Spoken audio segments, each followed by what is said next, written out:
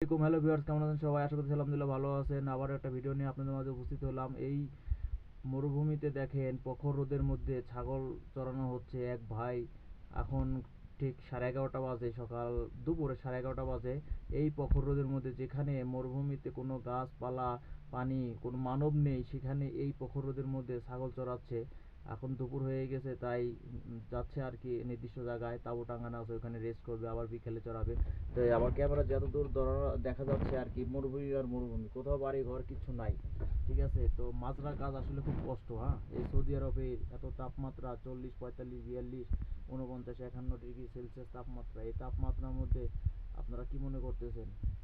অনেকগুলো ছাগল, হ্যাঁ, অনেকগুলো ছাগল। একটি ছাগল যদি আমার হারিয়ে যায় বা কোনো সমস্যা হয়, এর কৈফিয়ত দিতে হয়। হ্যাঁ, অনেক সতর্ক সহিত ছাগলগুলো চালানো হয়। এবং একটা জিনিস খেয়াল করবেন, প্রত্যেকটা ছাগল মাজরায় এরকম কুকুর দেখা যায়। এখানে একটা কুকুর দেখা যাচ্ছে, দুইটা কুকুর দেখা যাচ্ছে, আমি দেখতে পাচ্ছি আর কি। একটা ছাগলের ভিতর ঢুকে গেছে, আর এই যে একটা আসতেছে। তো আপনি যখন এই ছাগলগুলো পাশে যাবেন, তখন এই কুকুরগুলো অটোমেটিক মনে করেন যে ক্ষিপ্ত হয়ে যায়, খেপে যায়। ঠিক আছে, তো এই যে ছাগলগুলো আমার এই গাড়ি পাশ দিয়ে আর কি যাবে। ঠিক আছে, তো আপনার একটু ধৈর্য ধরে দেখুন। আসলে মরুভূমির দেশ, এই মরুর দেশে এই উত্তপ্ত প্রখর রোদের মধ্যে আপনি, এই যে ডক সাহেব, এরাও একটা সিকিউরিটি গার্ড। হ্যাঁ, এরাও সিকিউরিটি গার্ড।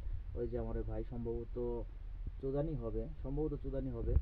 তো এই প্রখর রোদের মধ্যে এই ছাগলগুলো খাওয়াই নিয়ে আসলো এই মরুর দেশে, যেখানে কোনো বাড়ি নাই, ঘর নাই, মানুষ নাই, সন নাই, মানুষজন নাই। হ্যাঁ, আসসালামু আলাইকুম, কেফাল আলিন্দা কোয়েস মজবুত।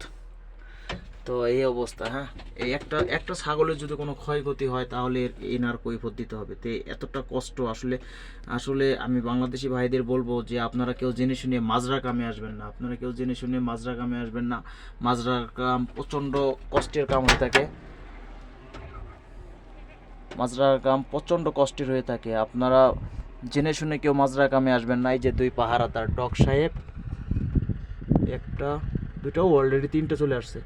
ওই সামনে একটা, একটা, তিনটা। তো মাজরা কাম খুব কষ্টের কাম। তো আপনারা জেনে শুনে কেউ মাজরা কাজে আসবেন না। অনেক কষ্ট, পরিশ্রম। এই মরুভূমি মাইলকে মাইল হেঁটে, পায়ে হেঁটে এই ছাগলের সাথে আপনার বেড়াতে হবে। একটা ছাগল দেখেন আসতেছে দল ছোট হয়ে, আমার এখানে ছায়া আছে, এখানে আসতেছে। মানে এরাও তো কাহিল, ক্লান্ত। প্রখর রোদের মধ্যে কতক্ষণ এভাবে থাকা যায়, তাই না? তো এই হলো অবস্থা। তো বাঙালি ভাইদের একটাই বলবো, আর বাংলাদেশ থেকে যেগুলো ভাই আসবেন, তো ওই ভাই আবার দেখেন গাধার পিঠে মাঝে মাঝে যখন ক্লান্ত হয়ে, যে একটা গাধা রাখা আছে শিকারি করা, ওই গাধার পিঠে হয়তো বা উঠে বেড়ায়। তো বাংলাদেশ থেকে যারা আসবেন, কাজ শিখে আসুন। এইরকম মাজরা ভিসা যদি বলে যে মাজরার কাজ এই, তাহলে মাজরা কাজ করবেন না।